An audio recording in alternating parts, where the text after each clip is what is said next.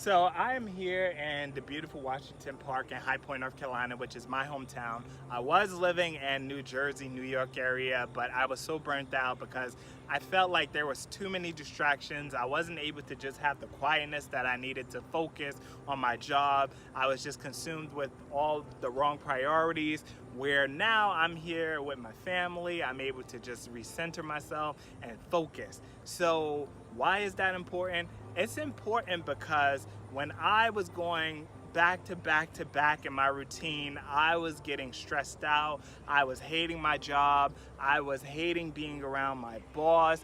I hated life. I wanted to be creative. So I did something that was very risky.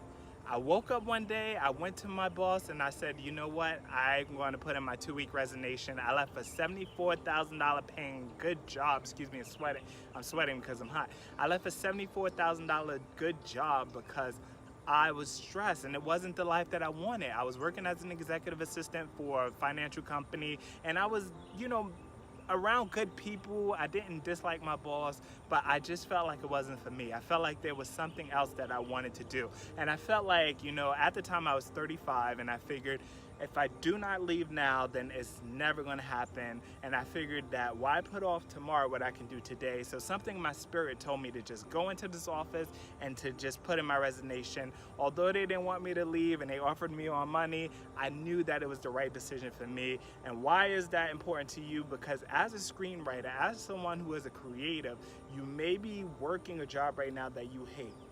It is important, and I cannot stress this enough, it is very important that you quit your job. I know you're probably going, Steven, oh my God, I cannot believe you are teaching the course telling people to quit their jobs. I'm telling you to quit your jobs because you're going to stay in a cycle. You're going to stay in this rut. You're probably feeling like, oh my God, I'm working for someone else's dreams. When I get home, I don't have enough time for me. I don't have enough time to write. I have to deal with this. I have to deal with that. I have to deal with this. And I don't have the money. Well, guess what? That's all bullshit. That's all excuses that you're giving yourself to keep you chained to that desk or whatever job that you do. And I understand that there are some people who are non-creative and those jobs are for them. But if you are a creative type, you do not need to be working a 9-to-5 job. You probably are going, well, what am I going to do for money? There are a lot of things you can do. A part-time job while you're being creative. That energy that you're putting into someone else's goals or someone else's mission, you can do for yourself. So imagine waking up every day, putting that same energy that you would put in for your job, working as an executive assistant or a firefighter or a building inspector or a financial planner. Those are the passions and energy that you can use to put into your own career. And when you're doing something that you love, it doesn't feel like work. I know you probably hear this all the time. I'm a given testimony to that.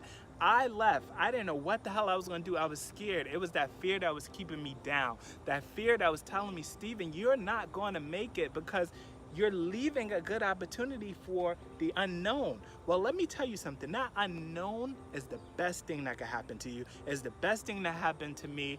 Yes, I've had some struggles and it's going to be struggles. Let me tell you, it's not going to be easy, but it's about planning. It's about facing those challenges head on because it's going to take you to where you need to be, and I feel like the universe will guide you. So you have to believe in yourself. You have to know that as a creative, you have to quit your job and you have to take yourself seriously. You can't slack off. You can't let people distract you. You have to be focused and know that if you want this career, you have to work for it and you have to put your all into it, and now is the time. So if you're sitting at a desk or you're going to a job and you probably have the signs, your gut is probably telling you that's your intuition. You probably have this person telling you, or you probably hear it on the radio, you probably hear it on the TV, you probably see it in movies. That's the spirit, and I'm a big believer in the spirit world. That is the spirit telling you to leave. That is the universe, the divine universe telling you that you need to be a creative. You need to be in a different place in your life, and you're probably going to have all those uncomfortabilities, if that's even a word, to push you out. So today starts your new life.